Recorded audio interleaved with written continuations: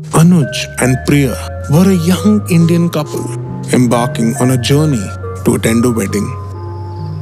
They knew the forested route they were taking was risky, but their car had other plans. It broke down in the middle of the road, leaving them stranded in an area surrounded by small villages. Anuj, determined to address the problem head on, asked Priya to wait inside the car while he checked the engine. Priya listened anxiously as he worked under the hood, trying to fix the issue. But soon, the sounds of his efforts ceased, and he didn't return to the car. The bonnet remained open, leaving Priya feeling uneasy and worried. She stepped out of the car to scan the surroundings, desperately searching for any sign of Anuj.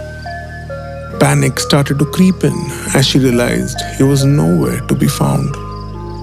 With no signal on her phone in such a remote area, Priya felt terrified and stranded. She reluctantly returned to the car, realizing she had no choice but to wait for Anuj's return. Time passed, and in the quiet stillness, she heard a faint knocking from outside the car. A flicker of hope sparked within her, thinking it might be Anuj. She debated stepping out to investigate, but found herself unable to do so. The knocking continued, and reassured that her husband was outside, she got a little comfortable and by chance fell asleep.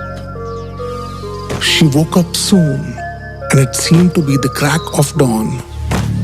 She noticed that the bonnet of the car was still up and the knocking had become louder and louder. Instead of the engine, though, it was coming from the roof. The knocking was really loud, and she started feeling a little scared.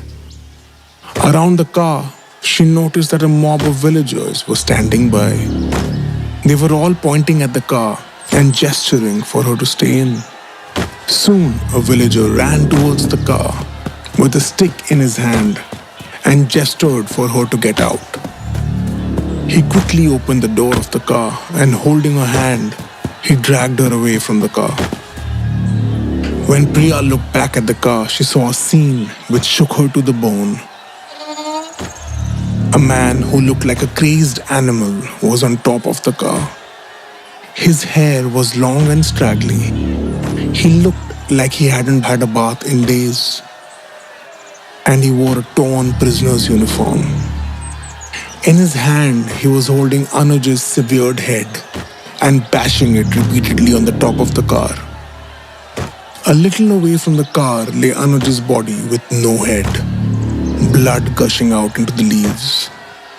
The bashing of the head against the car continued, more violent and frenzied with each passing second. As Priya lost consciousness in shock, she could hear police sirens approaching in the distance.